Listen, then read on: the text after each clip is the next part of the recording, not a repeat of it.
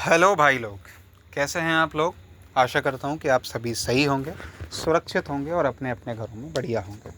एक बार फिर से स्वागत है जीपैट नाम की एक बला की सीरीज़ में। और हम पढ़ रहे थे फिज़िकल फार्मास्यूटिक्स, जिसका नाम मैंने रखा था an overview on fundamental of physical pharmaceutics. क्योंकि ये सब्जेक्ट हम अलग से बी फार्मा थर्ड सेमेस्टर में पढ़ते हैं।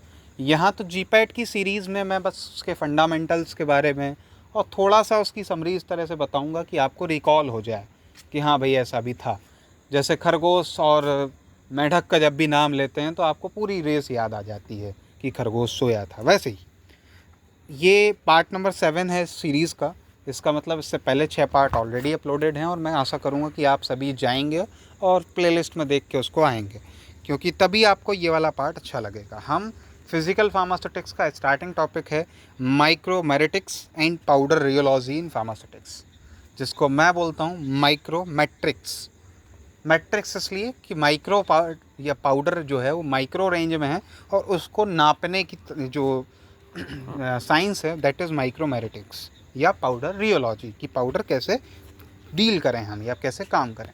अब समस्या ये कि यहाँ पीछे लिखा है MCQ पार्ट 5। यानी इस सीरीज़ में मैं क्या करता हूँ, पहले आपको एक समरी सुनाता हूँ और फिर उस समरी के बाद में आपसे MCQ सॉल्व करवाता हूँ। तो पहले 2 पार्ट उस समरी के थे, उसके बाद ये जो 5वां पार्ट है, इससे पहले 4 पार्ट MCQs के ऑलरेडी आ गए हैं, तो टोटल 6 पार्ट अपलोडेड हैं, जाके उसको वॉच कर सकते हैं। ये MCQs का चूँकि 5वां पार्ट है, इसलिए इस वाले पार्ट में हम 41 से 50 MCQs यानी 10 MCQs देखेंगे। इससे पहले वाले पार्ट्स में ऐसे ही 10-10 MCQs करके 4 पार्ट अपलोडेड हैं। 41 क्वेश्चन आपके सामने हैं। इन माइक्रोस्कोपी मेथड यानी माइक्रोस्कोपी मेथड के अंदर पार्टिकल की कौन सी प्रॉपर्टी को हम प्राइमरी लेवल पे ऑब्जर्व करते हैं। भाई पाउडर है, पाउडर में क्या है, particle that is in micro range, ये हम मानते हैं, क्योंकि हमें समझ में नहीं आता कि पार्टिकल हमें दिख तो नहीं रहा ना, दैट इज़ माइक्रो रेंज। अब हम उसको नाप रहे हैं तो सबसे पहले दिमाग में ये आता माइक्रोस्कोप में देख लो। अब माइक्रोस्कोप में क्या देखते हैं, डेंसिटी, सरफेस एरिया, शेप या वॉल्यूम। अगर हम माइक्रोस्कोप में पार्टिकल को रखते हैं तो हमें ऊपर से ये दिखाई देता है कि वो गोल है, चपटा है, त्रिभुजाकार है, ट्राइंगल है, that is shape. C is the right answer. Next, what type of particle distribution does a poly dispersed powder exhibit. आप सेंटेंस को 2 से 3 बार पढ़ेंगे। कौन से तरह का पार्टिकल डिस्ट्रीब्यूशन एक पॉली डिस्पर्स्ड, पॉली मतलब बहुत सारे तरीके में, डिस्पर्स्ड है वो पाउडर, वो किस तरीके का पार्टिकल डिस्ट्रीब्यूशन रखेगा। पहला, सब सेम साइज़ के होंगे, नहीं होंगे, सेम होते तो सेम चलता। दूसरा, आर ऑफ डिफरेंट साइज, जब अलग अलग साइज़ के होंगे तभी अलग अलग तरीके से डिस्पर्स होंगे, पॉली डिस्पर्स होंगे। पार्टिकल्स आर डिस्ट्रीब्यूटेड इवनली, बराबरली नहीं है, इवनली मतलब बराबर। Particle size distribution can not be determine, ये तो पॉसिबल ही नहीं है, दिख रहा ना थोड़ा बहुत तो। So B is the right answer. 43, which method is primarily used for analysing particles suspended in a fluid. Fluid में अगर कोई भी पार्टिकल सस्पेंडेड है तो एक ही तरीका है, भारी पार्टिकल जल्दी बैठेगा और हल्का पार्टिकल देर में, तो बैठने को बोलेंगे sedimentation. B is the right answer. अगला, what factor primarily determines the efficiency of particle separation in elutriation method. Elutriation method पीछे मैं पढ़ा चुका हूँ, देख के आइए उसको, और उसके बाद आपको अपने आप समझ में आ जाएगा कि टेम्परेचर की बात नहीं हो रही है इसमें, विस्कोसिटी की बात हो रही होगी सेडिमेंटेशन में डायरेक्टली, डेंसिटी की बात होगी या फ्लो रेट की बात होगी। तो इल्यूट्रेशन मेथड जब आप पढ़ेंगे तो आपको समझ में आएगा कि यहाँ फ्लो रेट की बात हो रही है, is the right answer. 45, what does the sedimentation method primarily measure to determine particle size. Sedimentation में सबसे पहले क्या पकड़ते हैं, पार्टिकल की density, might be, volume, may be, particle size, no, particle surface area, no. So A और B में confusion है। अब बात ये आई कि जितना बड़ा पार्टिकल होगा वो उतने जल्दी बैठेगा, ठीक। अब अगर डेंसिटी वाला लोचा हुआ तब तो वो ऊपर ही तैरता रहेगा, फिर तो तुम सेडिमेंटेशन भूल जाओ। तो डेंसिटी नहीं है, वॉल्यूम है फिलहाल। विच method is primarily use for separating particles based on their size. अब समस्या क्या होती है कि साइज तक पढ़ते हैं हम और पट्ट से सीविंग लगा देते हैं, लेकिन एक वर्ड लास्ट बचा, दैट इज एंड डेंसिटी। तो जहाँ डेंसिटी आया फिर वहाँ सेडिमेंटेशन मेथड सही है। B is the right answer.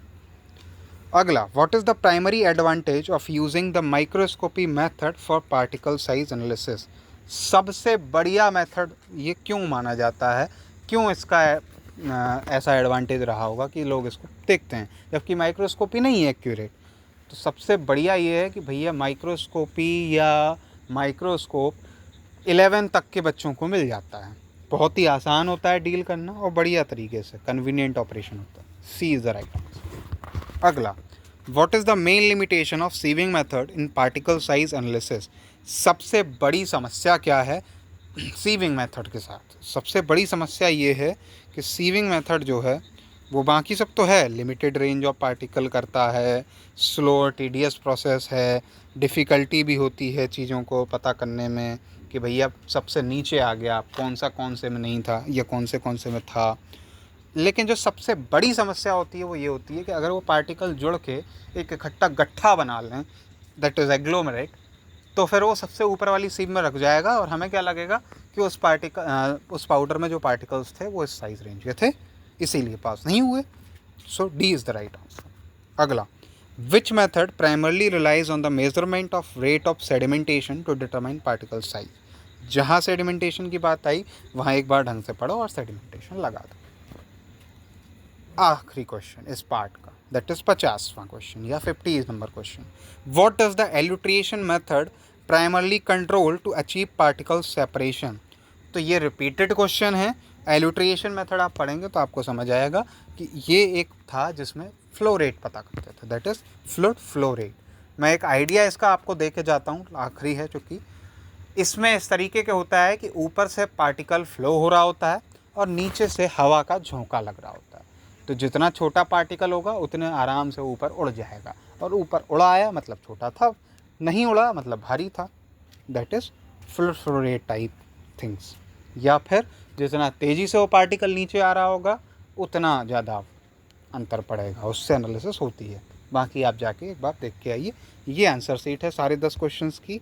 किसी को भी किसी भी तरह का कोई डाउट है तो आप कमेंट कर लीजिए, मुझे कॉल कर लीजिए, मैसेज कर लीजिए, जो हो पाएगा मैं कर दूंगा।